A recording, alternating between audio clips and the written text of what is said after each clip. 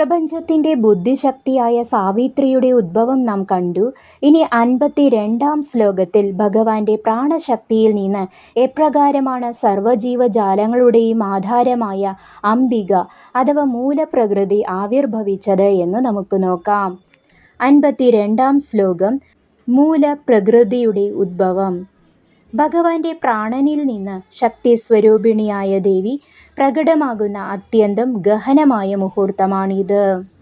നമുക്ക് ശ്ലോകത്തിലേക്ക് കടക്കാം.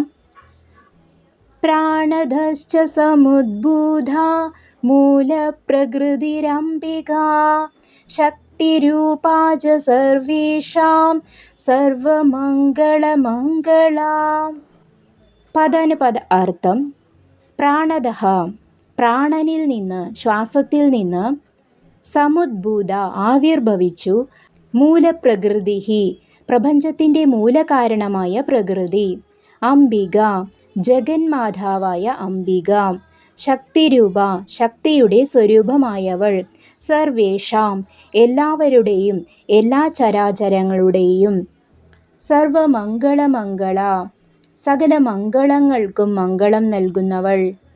ഈ ശ്ലോകത്തിൻ്റെ സാരം: ഭഗവാന്റെ പ്രാണനിൽ നിന്ന് സകല ജീവജാലങ്ങളുടെയും ശക്തിസ്വരൂപിണിയും മൂലകാരണവുമായ അംബികാദേവി ആവിർഭവിച്ചു. സർവമംഗളങ്ങൾക്കും കാരണഭൂതയായവളാണ് ആ ജഗന്മാതാവ്. ഗഹനമായ വിശദീകരണവും തത്വചിന്തയും. ഈ ശ്ലോകം പ്രാണനും പ്രകൃതിയും തമ്മിലുള്ള ബന്ധത്തെ വിവരിക്കുന്നു. പ്രാണനിൽ നിന്നുള്ള ഉദ്ഭവം. ശ്വാസമില്ലാതെ ജീവനില്ല. ഭഗവാന്റെ ജീവശ്വാസമാണ് ഈ കാണുന്ന പ്രപഞ്ചം മുഴുവൻ. അതുകൊണ്ടാണ് ശക്തിസ്വരൂപിണിയായ അംബിക പ്രാണനിൽ നിന്ന് ഉദ്ഭവിച്ചത് എന്ന് പറയുന്നത്. പ്രപഞ്ചത്തിൻ്റെ ചലനം, മൂവ്മെൻറ്റ് പ്രാണശക്തിയാണ്. മൂലപ്രകൃതി. വിത്തില്ലാതെ വൃക്ഷമില്ലാത്തതുപോലെ ഈ ശക്തിയില്ലാതെ ഭഗവാന് സൃഷ്ടി നടത്താനാവില്ല. ഭഗവാൻ തൻ്റെ ശക്തിയെ തൻ്റെ ശ്വാസത്തിൽ നിന്ന് തന്നെ വേർതിരിച്ച് പ്രകടമാക്കി. മംഗളസ്വരൂപിണി. ലോകത്ത് നാം കാണുന്ന എല്ലാ നന്മകളുടെയും മംഗളങ്ങളുടെയും ഉറവിടം ഈ മൂലപ്രകൃതിയാണ്.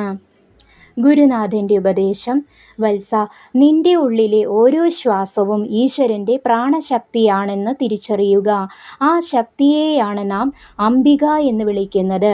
നിന്റെ പ്രാണനെ അഥവാ ശ്വാസത്തെ നിയന്ത്രിക്കാനും പവിത്രമാക്കാനും കഴിഞ്ഞാൽ നിനക്ക് ആ മൂലപ്രകൃതിയെ ദർശിക്കാനാകും. ഈ ലോകത്തെ ഒരു മംഗളമായി കാണാൻ നിനക്ക് കഴിയട്ടെ. ഭഗവാന്റെ പ്രാണശക്തി ആവിർഭവിച്ചു. ഇനി 53-ാം ശ്ലോകത്തിൽ ഭഗവാന്റെ അധോഭാഗത്തു നിന്ന്, അതായത് താഴ്ഭാഗത്തു നിന്ന് ആരുടെ ഉദ്ഭവമാണ് ഉണ്ടായത് എന്ന് നമുക്ക് നോക്കാം. പരമാത്മാവായ കൃഷ്ണൻ്റെ ലീലകളും പ്രപഞ്ച സൃഷ്ടിയുടെ രഹസ്യങ്ങളും ഈ പുരാണത്തിലൂടെ നമുക്ക് വരും ദിവസങ്ങളിൽ കൂടുതൽ അറിയാം. ഇന്നത്തെ ഈ ഭാഗം നിങ്ങൾക്ക് ഇഷ്ടമായെങ്കിൽ ഇത് മറ്റുള്ളവരിലേക്കും പങ്കുവയ്ക്കുക. അടുത്ത ശ്ലോകങ്ങളുമായി നമുക്ക് വീണ്ടും കാണാം.